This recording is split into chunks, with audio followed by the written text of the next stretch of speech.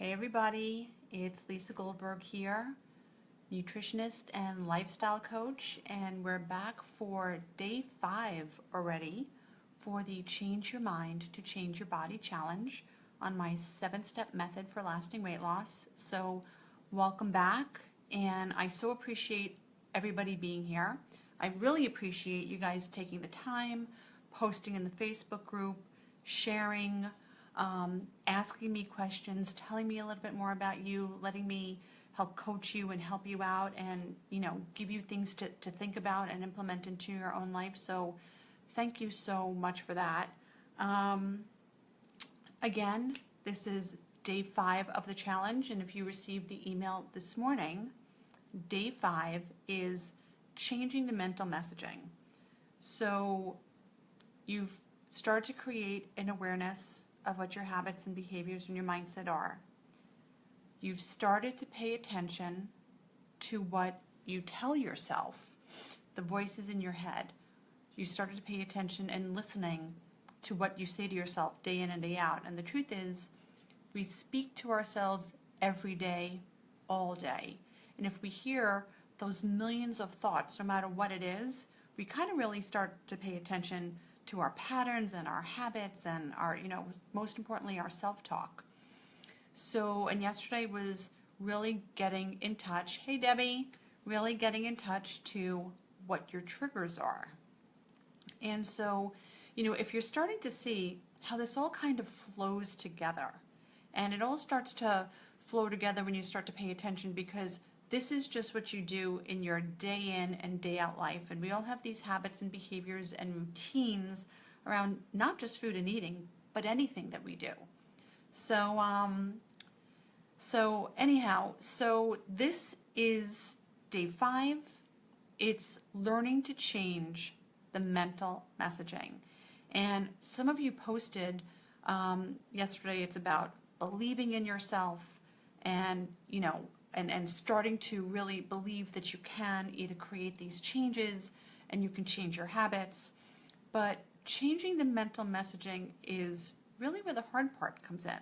Because whatever it is that your patterns are or what you tell yourself, when you hear it, when you hear what you say to yourself, the way to change it is to first shut it down and to stop it. Because we all have like these narratives and these stories. I mean, if you think about it, I mean, I don't know if you're single or you're married or, whatever the case may be, but, if you remember, in the dating stage, if the guy didn't call you or you thought you had a really great time, we start to create these narratives. We start to create these stories. We start to just make stuff up in our head that isn't necessarily true.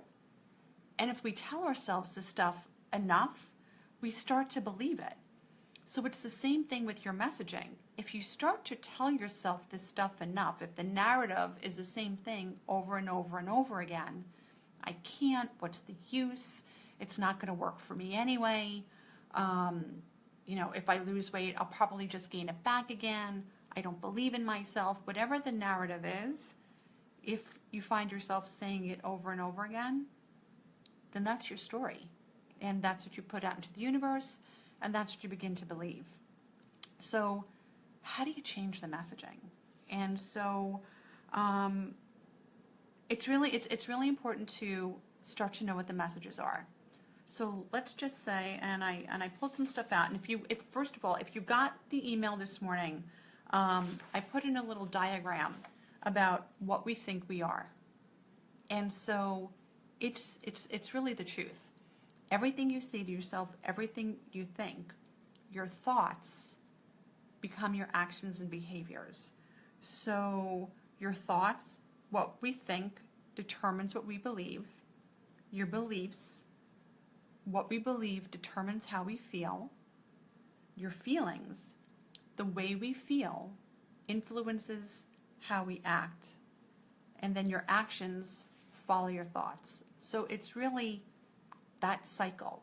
And if you kind of pay attention to that, it's really so true. And so, it says you can't live a positive life with a negative mind. And it's really so true. And so, you can find reasons that the glass is always half empty, and you can find reasons that the glass is always half full. And I can tell you that when you start to find reasons why the glass is half full, everything in your life will feel better. So changing the mental messaging. So let's say you think to yourself, I'll never lose weight. What's the point? I've tried so many times. What's the point? You need to turn that around. First, you need to hear it. You need to pay attention to what that is. And then you need to say, no, that's not the truth. The truth is, if I'm really committed, I can do this. If I set small goals, I can reach them. You need to change that negative mindset and those negative thoughts into positive ones. And you need to believe that you can do it. And here's the thing. The more you tell yourself you can, the more you believe that you can. And so, and it's like any of this stuff. It's about repetitive, constant action and doing it over and over again. So you can't just tell yourself once in a while, I can do this. I'm going to believe in myself. I can do this. If I set small goals, it's really what you have to say all the time. So changing the mental messaging, paying attention, and then what do you do to change it? I hear so many people just say, is it worth it? You know, what's the use? And so that's where the other part of the message comes in. Ask yourself, is it worth it? Are you worth it? And I know this came up, you know, probably in the video a couple of days ago when we were talking about what is the messaging. You have to decide, and you have to know, and you have to believe with all of your heart that you are worth it, because this is where the work comes in. And I'm not going to kid any of you.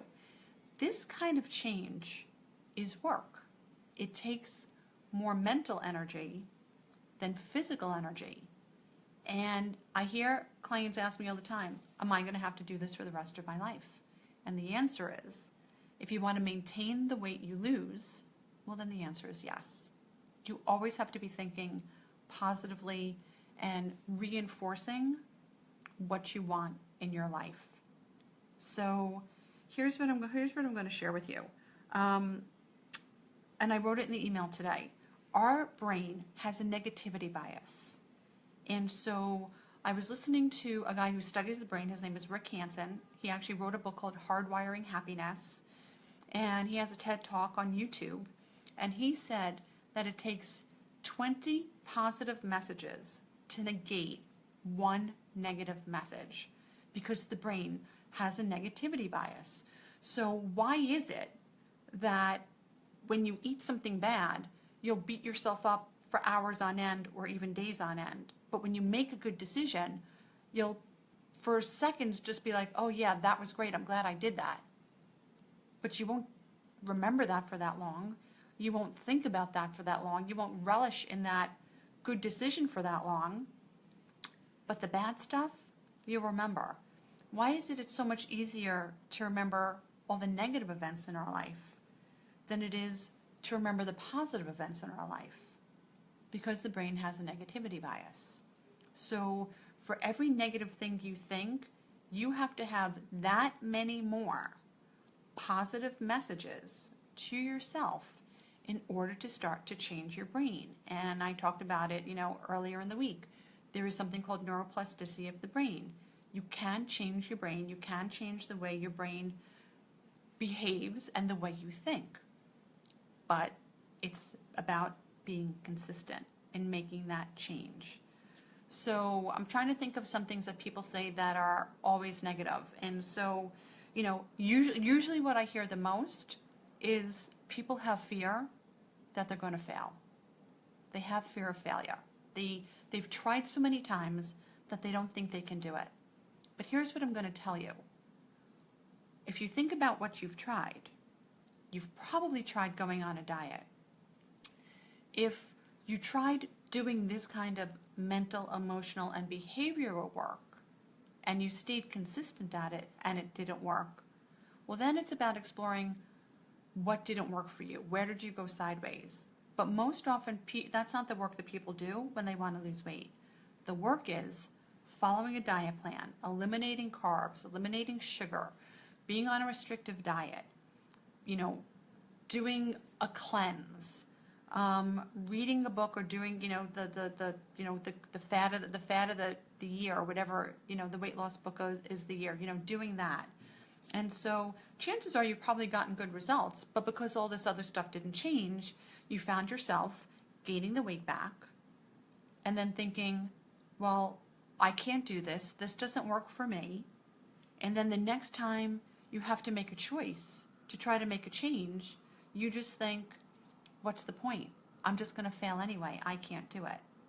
And so that's where changing the mental messaging comes in. You have to change that voice that says, I can do this. It might take me a while, and I will probably have to do this for the rest of my life, but I am going to make slow and steady changes, because if you think about it, there are people that lose 50, 60, 70, 100 plus pounds and never gain it back again. And that's because they didn't rush into it. They've made lifestyle changes. They made lifestyle changes that they incorporated into their life every single day, and they stayed committed, and they stayed consistent. And so yesterday I came up in the Facebook group with Deborah, where she realized where, I think it was Deborah, so if it's not, my apologies, where somebody was saying that they realized that they might just be interested and not committed. And so you have to be committed, because your commitment to yourself and your vision and to what you want for your life is what's going to be able to keep you changing that messaging. And it's not to say that you'll never have a negative thought. You probably will. We all do. It's being human. But it's about hearing that thought quickly in your head and saying, no, that's not true. I'm not going to be able to do this. What's the point? What's the use? It's not worth it. It's too hard. I'm going to fail anyway. The minute you hear any of that, no, that's not true. Here's the truth, and here's what I know, and here's what I want. And making a mental plan. And so that's the only way you are going to change the messaging. And you will start to believe that messaging, but when you tell yourself this over and over and over again. And so, you know, this is really why. And I was actually speaking to somebody who has 100 pounds to lose, and she actually thought about getting, which I've spoken to a lot of people in the past who thought about getting either bariatric surgery or the sleeve or the stomach stapling or whatever. Thanks, Diane. Or whatever, you know, surgical procedure to help them lose the weight, because I feel like it's their last resort, that if they have a smaller stomach and if they eat less, they'll lose the weight and not gain it back again. But here's what I want you to hear. You can have a smaller stomach and you can go through this surgery, but if you're 50, 60, 70, 100 plus pounds overweight, there is a reason why you've put on that kind of weight. And it's not because you don't know how to eat healthy. It's because you're an emotional eater and you use food for everything not having to do with being hungry. So if you get that surgery and you don't change the stuff that got you to be overweight in the first place, chances are you're going to gain the weight back slowly over time. Because if you're still emotional eating, you're not going to be overeating protein, vegetables, and salad. You're going to be overeating the unhealthy foods that got you to the place of needing to do the surgery in the first place. So for you folks that are thinking about that, this is the stuff that needs to change before you go and have any kind of surgical procedure, because there's a lot of risks involved in that as well. And if you've spent any time doing the research, there are plenty of people that are successful, but there's a whole lot of people that have gained the weight back. If you look at somebody like Carney Wilson, who's a celebrity who went through this years ago, if you look at Governor Chris Christie, whoever underwent the procedure, and he's gained weight back, it is not foolproof. If you do not change your relationship with yourself and focus on the reasons why you eat, the weight will come back. And that's why diets fail. And that's why if you are feeling like, I just can't do this, it's not going to work for me, that's not the truth. It will work for you, but you have to be patient and loving and forgiving of yourself. You have to know that there'll be stops and starts, because if you think about anything that's success in life, the greatest successes have all had failures before they got to that success. So whether it's losing weight and keeping it off, whether it's becoming a successful business person, whether it's making tons of money, whatever it is, people have failed over and over and over again before they found that one thing that made them successful. And a lot of it, sometimes trial and error. If you've been on a million diets, you kind of know what doesn't work for you. If you've tried something quick fix, or if you try something for just a short period of time, or if you've reached your goal but didn't stay doing whatever it was. I mean, I don't care if you went on, I don't know, whatever diet's out there, and you lost the weight and you hit your goal weight. If you don't stay following that plan, the weight will come back. So here's what I want to leave you guys with. And so first, before I kind of, go into any kind of summation, Debbie, Diane, what resonated with you? What is it about your mental messaging? Where do you need help? Do you want to kind of share it with us and, or ask any questions to, if there's something that you could think of that resonates, or that, what you keep telling yourself keeps you stuck? Debbie Peterson, been there, done that. Well, if you've been there and you've done that, what could you do that's different? What could you do that isn't just about changing the food? I feel really excited to practice what you have just shared. Excellent. So that's what it is too. And that's what we're going to be talking about tomorrow. So without giving away a big reveal, practice. It's just, you cannot make changes if you only do this stuff every now and again. It's got to be your commitment for the long term. And that's what people, when I speak to people and I say, I think we need to work together based upon what they tell me for at least a year or for at least 6 months, oftentimes people think to themselves, oh my God, it's going to take me a year. I work with clients where it's taken them a year to lose 20 pounds or a year to lose 30 pounds. And some people think that, oh my God, a year to lose 20 or 30 pounds, because they're so used to having it done so quickly. But yes, because these changes are for a lifetime. And so what I want you to hear is that you have to start and you have to practice. And so Debbie, it's so much mindset. I was doing well again for over a month, and last night I self-sabotaged and gave into the feelings. Okay, think about, what were you telling yourself? What was the mental messaging that you were giving yourself? Do you self-sabotage when you start to do well? Do you somehow feel like you don't deserve to do well?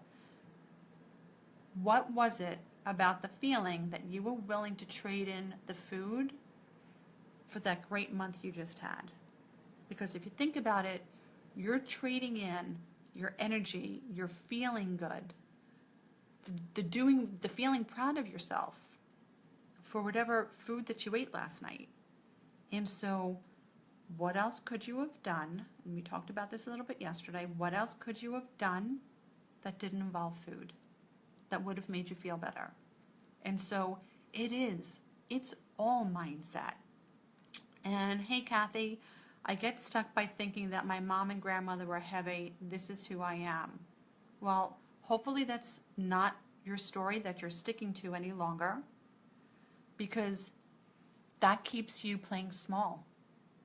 Living in that story, living in that narrative, that keeps you playing small, and it keeps you stuck, and it keeps you safe, and it gives you a really great reason not to try. So, your grandmother and your mother are not your body. Maybe they gave up. You don't have to give up, because it's not your story. It's not their body. So go back through the steps, paying attention to nourishment and your mindset and your triggers, all right? And start to change the narrative in your head about your mom and your grandmother. I was tired and had a stressful day. I could have walked away and spent some time journaling my feelings. It's an old reflex. Okay, so here's the thing what I want you to hear, Debbie. So you noticed, tired and stressed could be one of your triggers. So it's really important to be aware of what your triggers are. And just know, here's how I'm feeling. I know where this could lead me. So that's one thing. But whatever happened last night, I hope you forgave yourself. This isn't about being perfect. It's about that behavior will help you recognize that stress and being tired is your trigger, and it'll help reinforce. And now, the next time you have that feeling, make a plan.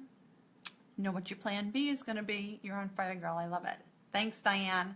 Know what your trigger is.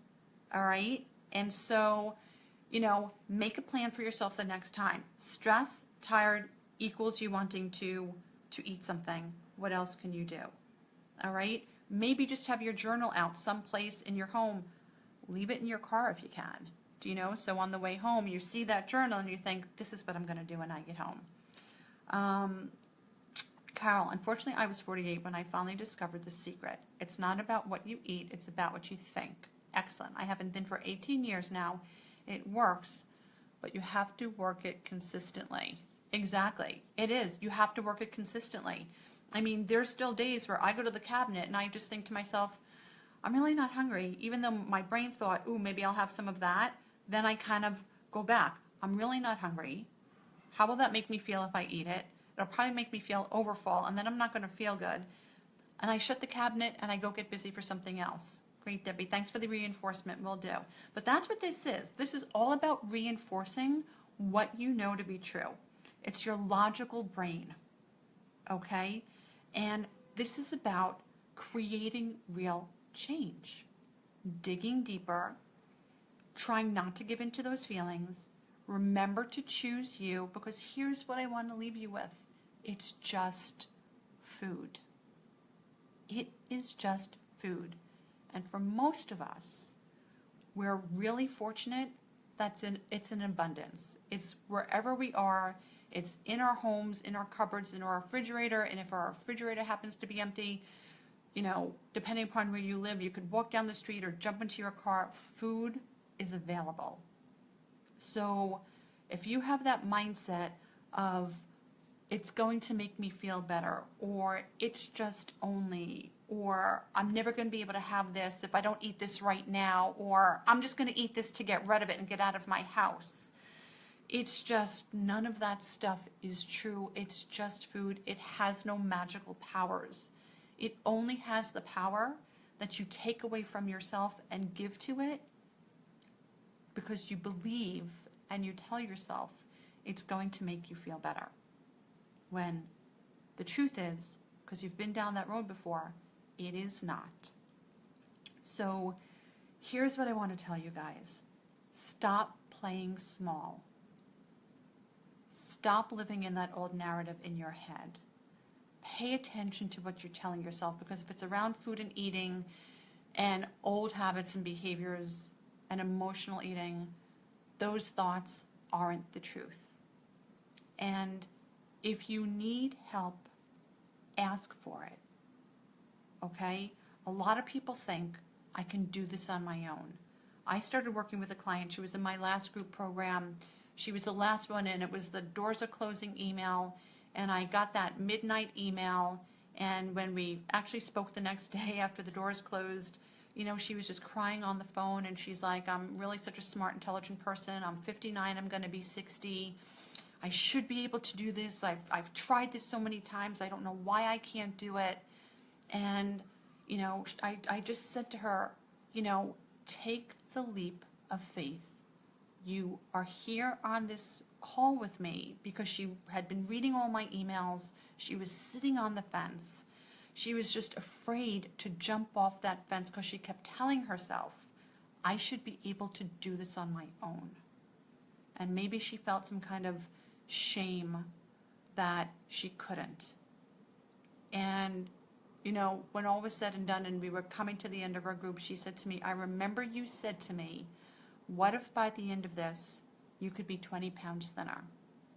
And at the end of it, she was 20 pounds thinner. And I will tell you that for somebody at the beginning of the process, didn't really, you know, participate in the Facebook group. She didn't really participate in the live coaching calls, but she must have been sitting on the sidelines watching, because by the end of it, when she started to come around, when she spoke, you would have thought she was one of the coachers. She was so empowered.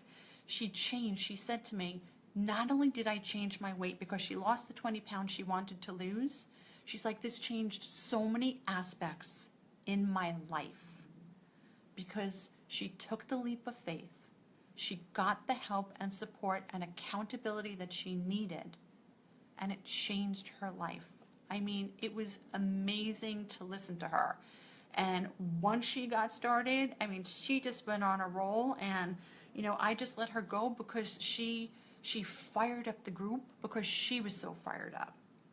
So if you think to yourself, I can't do this, I'm afraid to ask for help, I should be able to do this on my own, what if I ask for help and I can't do it? Don't let those fears stand in your way. Get help, get the support, get the accountability that you need to take you from where you are now to where you want to be. And I really hope that for so many of you going through this challenge, you've taken the steps from nourish to creating an awareness to the thoughts in your head, to knowing what your triggers are, to changing the messaging in your head. And we're not done yet. But these videos and the chat that's going on and the conversations that are going on in the group, that things have really resonated with you, and you're taking them to heart, and you're taking notes, and you're implementing this stuff in your life, because you could just listen. One of the girls in the group from my last group told me she was a great collector of stuff.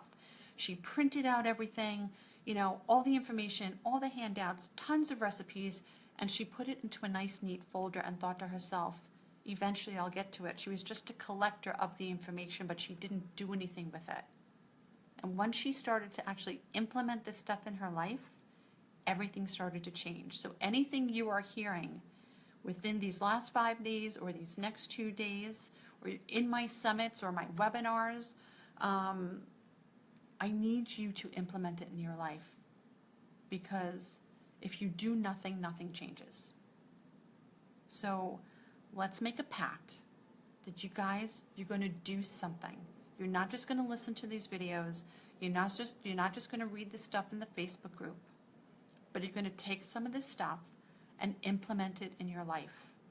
And you're going to pay really close attention, and you're going to keep your eye on the prize, which is your vision. What do you want, and why do you want it? How will it change your life? And dig deep and stop playing small and get the life that you want. All right, so with that, if anybody has anything they want to add, I'm ready to take your questions or your comments.